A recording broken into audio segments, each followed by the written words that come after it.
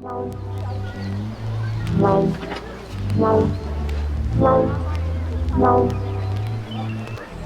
all.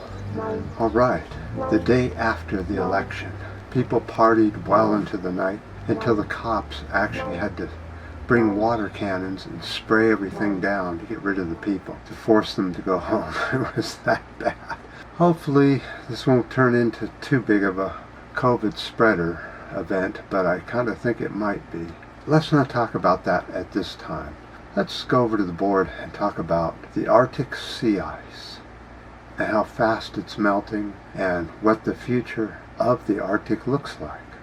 So a new study has found that the Arctic is in a melting down spiral. Let's look at the history. 1980, Greenland ice sheet is no longer growing. It's at neutral. Ice loss at 51 billion tons annually. That's when it started, 1980. 2010, a big chunk of ice breaks off of the Paterman Glacier. The glacier then retreats 18 kilometers or 11.18 miles. 2012, the Arctic sea ice extent hits record low. 2020, the Arctic sea ice is at its second lowest extent on record. Even if we stop all greenhouse gas emissions, the Arctic sea ice will continue melting for decades. A new Nature climate change study predicts summer ice could disappear by 2035. Let's look at sea ice extent. As you can see, this has completely gone bonkers as well. Even though it did catch up to the previous lowest level, we're still at dangerously low levels.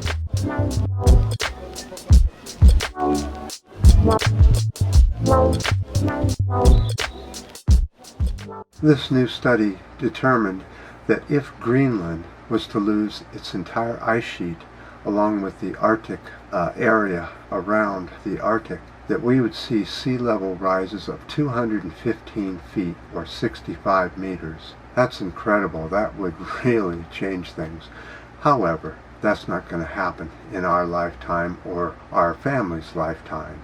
It's way up in the 100 to 200 years from now, if not further. But it's still obvious that we need to do something about curbing all fossil fuel to net zero.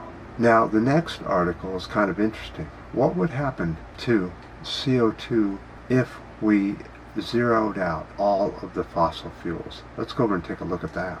So, there's another place where we haven't talked much about where CO2 and nitrous oxide and methane come from that isn't anything to do with our driving or buses or cars or any of that. Let's go over the board and look at our food systems and how they're quickly bringing CO2 too high, past 1.5 C. What happens if we go past 1.5 C? Can't grow food very well. Animals die of heat. Humans die of heat, stroke. Just here and there, little pockets. And by the time we get to 2C, it's all over with. There's no chance in hell humans will live past 2C. Let's go over and see what happens if we take away all of the fossil fuels from everything but the food system. And let's see where CO2 ends up at.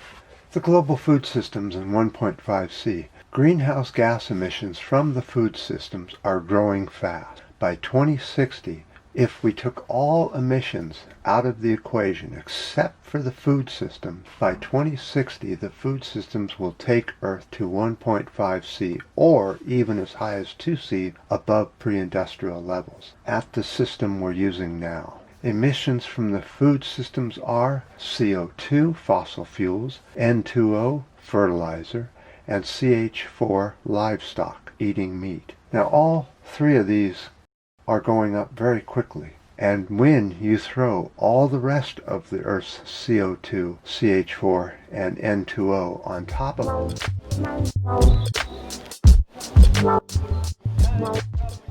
I would tend to say we're in trouble with that. But they're saying that there is a fix, that if we redo our food system, in other words, take them out of the fields where they're susceptible to harm from nature, greenhouse gas induced weather to be one thing, like a hailstorm coming and wiping out huge swaths of wheat, rye, and oats, and other precious food systems. Whereas if we had them inside in a greenhouse vertical system where they could be protected and the temperature could be kept at the right temperature. But even this is pathetically small compared to overpopulation. It's got to be the people that decide that they're in trouble with the food system and the greenhouse gas system if we keep pumping out babies, right? And we keep eating meat. Those two things right there are a big part of the greenhouse gas catastrophe that is building on the planet Earth. And the more we ignore it and say that I'm not going to stop doing this, the closer we're getting to catastrophe, regardless of who we put in the White House, huh? I definitely appreciate the ups, downs, new subscribers, and the comments, and the unsubscribers. We're getting good on the unsubscribers, lots of them, really going fast. And until next time.